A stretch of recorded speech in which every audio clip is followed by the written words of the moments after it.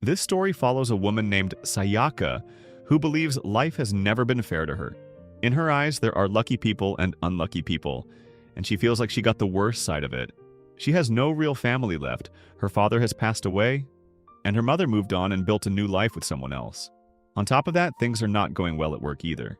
Sayaka works as a real estate agent, but she often gets into trouble and gets scolded. Her daily life feels dull and repetitive, and most of the time she is just alone. She has no close friends, no boyfriend, and even struggles with basic things like cooking, so she ends up eating fast food almost every day. Then one night, something strange happens. Sayaka dreams that she is walking alone when she comes across a man sitting outside her house in the cold. She has never seen him before, but he asks if he can come inside to warm up. It is a simple moment, but for some reason, being around him makes her feel unexpectedly happy, even though it is just a dream. But the next morning, things get even stranger. Sayaka wakes up and realizes that the man from her dream is actually real. Not only that, he is already in her house, casually cooking in her kitchen. He greets her warmly and prepares breakfast for her. For the first time in a long while, Sayaka gets to eat a proper home-cooked meal, and she genuinely enjoys it. That small moment alone makes her feel happier than she has felt in a long time. In that quiet moment, her life begins to change. This is evergreen love. Since Itsuki's presence makes her life feel a little brighter, Sayaka decides to let him stay. They get to know each other, and the man introduces himself as Itsuki. From that point on, Sayaka's life slowly starts to change. Having Itsuki around makes everything feel more lively and colorful. He is not just good-looking and kind, but also surprisingly skilled in cooking. On top of that, he has a deep interest in wild herbs and even knows the names of plants growing right in Sayaka's yard. At one point, Itsuki asks if he can stay for 6 months until Sayaka's birthday on August 15th. Sayaka has no problem with that at all, and she lets him stay as long as he wants. As they continue living together, Itsuki keeps cooking amazing meals for her every day, even preparing lunch for her before she heads to work. Because of him, Sayaka slowly becomes more positive and starts looking forward to her days again. Even though they are just housemates, their bond becomes really close. Itsuki works part-time at a convenience store and always takes the night shift, just so he can be home in the morning to cook and take care of things before Sayaka leaves. One day, Sayaka gets into trouble at work again and gets scolded by her boss. She comes home feeling frustrated and down, but Itsuki is there for her.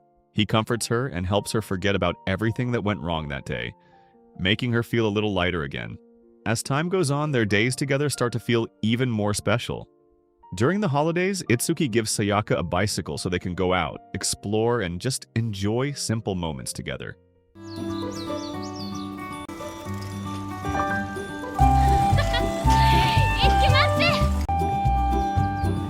While spending more time with him, Sayaka begins to notice something a little strange. Itsuki owns a few branded items that look pretty expensive. Still, she chooses not to ask too many questions. She does not know his full background or even where he really comes from, but she does know one thing for sure: he loves wild herbs and photography. What makes him even more impressive is how he can turn simple wild herbs into delicious meals. Even with basic ingredients, he somehow creates food that tastes amazing. セリのおひたし、フキノトウの天ぷら。 Sayaka cannot help but admire him more and more, and just being around him makes her feel happy. At the same time, there is another guy named Takazawa, one of Sayaka's co-workers who clearly has feelings for her and keeps trying to get closer. But Sayaka is not interested at all. Her thoughts are completely focused on Itsuki, and even thinking about him is enough to brighten her mood. As the days pass, their relationship naturally grows closer. They spend more time together, especially on their days off.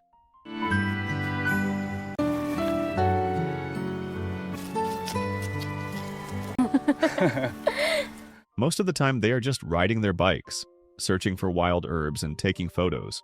Even though it sounds simple, Sayaka feels genuinely happy as long as she is with Itsuki. One day, they take a walk through a beautiful meadow. In that peaceful moment, Itsuki makes a flower crown and gently places it on Sayaka's head before taking her picture.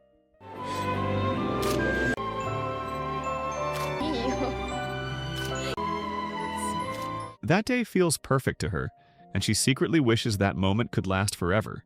But not everything in her life is that peaceful. At work, Sayaka gets into trouble again when a male customer makes an inappropriate request.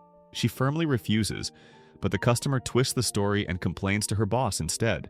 Even though she did nothing wrong, she ends up taking all the blame. Feeling frustrated, Sayaka tries to improve herself in her own way. After work, she stops by a bookstore and buys a book about wild herbs, hoping she can learn more and keep up with Itsuki.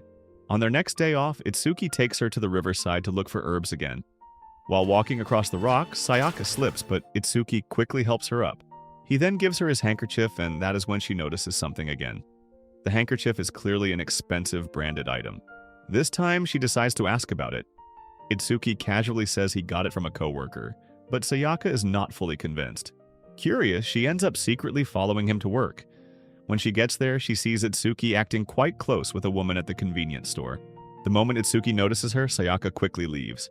Itsuki runs after her trying to fix the situation, but Sayaka cannot hide how she feels.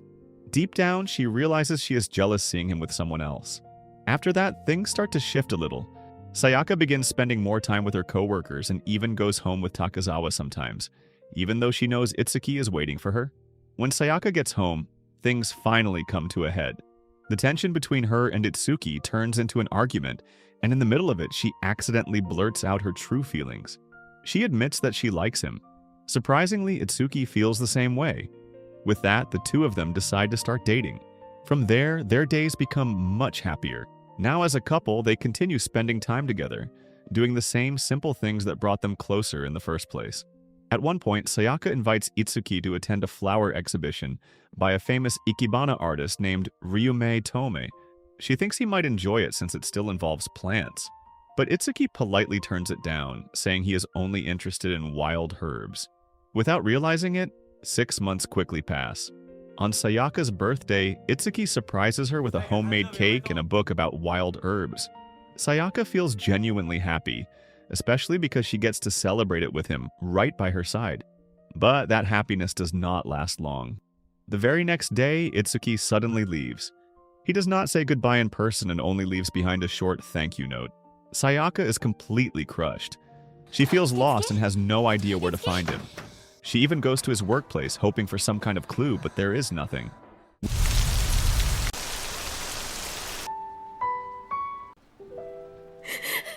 With Itsuki gone, her life slowly falls back into the same routine as before. The loneliness returns, the days feel empty again, and she goes back to eating fast food and living without any excitement.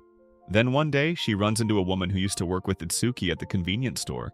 Thinking this might be her only chance, Sayaka secretly follows her, hoping to finally find out where Itsuki went. But things do not go as planned. She ends up getting reported to the police after being mistaken for a stalker. At the station, Sayaka breaks down. She finally lets out everything she has been holding in, talking about how desperate she is to find Itsuki, but has no idea where to even begin. Soon after, her mother Noriko comes to pick her up. Back at home, Noriko checks on her and looks genuinely worried. She knows Sayaka has been living alone, eating poorly, and dealing with everything by herself. Still, Sayaka insists that she is fine. She does not want to burden her mother and keeps telling herself that she can handle things on her own. Even so, the two of them end up having a heartfelt conversation, reconnecting as mother and daughter after a long time apart. After reconnecting with her mother, Sayaka slowly starts to move forward. She begins to accept the painful truth that Itsuki might never come back. Even so, her feelings for him never fade. No matter how much time passes, she still loves him. Meanwhile, her bond with Takezawa grows stronger. They spend more time together and he clearly cares about her. But Sayaka cannot bring herself to return his feelings. In the end, she turns down his confession because her heart still belongs to Itsuki. Instead of waiting around, Sayaka tries to live her life again. She goes back to the places she once visited with Itsuki, learns more about wild herbs, and even starts collecting and cooking them just like he taught her. Little by little, she begins to heal on her own. Even though the memories still hurt, they also remind her of the happiness she once felt. Even in the simplest moments, a full year passes. Then, on her birthday, something unexpected arrives. Sayaka receives a package from Itsuki. Inside is a book about wild herbs, and it turns out to be his own work. This becomes the clue she has been waiting for. The address on the package leads her to a hotel where Itsuki is about to hold a press conference. Without wasting any time, Sayaka rushes there. She quietly slips into the crowd and finally sees him again after so long. During the event, a surprising truth is revealed. Itsuki is actually the son of Ryume Tomei, the famous Ikebana artist. At that moment, everything starts to make sense. Sayaka finally understands why he refused to go to the flower exhibition before. 行く先のない帰るつもりのない旅を始めました。これからは自分を信じて生きていきたいと思っています。 Through his speech, it is revealed that Itsuki was supposed to inherit his family's legacy. But that was never the life he wanted.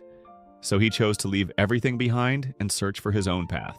Following his passion, he traveled, studied wild herbs, and eventually published his own book. After hearing all of this, Sayaka quietly leaves the venue. She realizes that they come from completely different worlds. Because of that, she feels like it would not be right to keep holding on to hope that he would come back to her. Even so, she knows she will never forget him. The way he loved wild herbs, the meals he made for her, and all the small, happy moments they shared will stay with her forever. But when she returns home, something unbelievable happens. Standing right in front of her house is Itsuki, just like the day they first met. This time, he explains everything. He left because he needed to find his own path in life. Living with Sayaka made him feel complete, like he had found half of himself. But he realized he still needed to discover the rest on his own. Now that he has done that, he comes back. He chooses to return to the person who made his life whole. And that person is Sayaka. In the end, Itsuki proposes to her, and they get married. After that, Sayaka continues working her regular job, while Itsuki follows his passion for photography and wild herbs. Together, they complete each other's lives and finally find the happiness they were both searching for. So the moral of the story is, if a random handsome guy cooks you gourmet food from backyard plants, just marry him immediately before he disappears and becomes a famous author.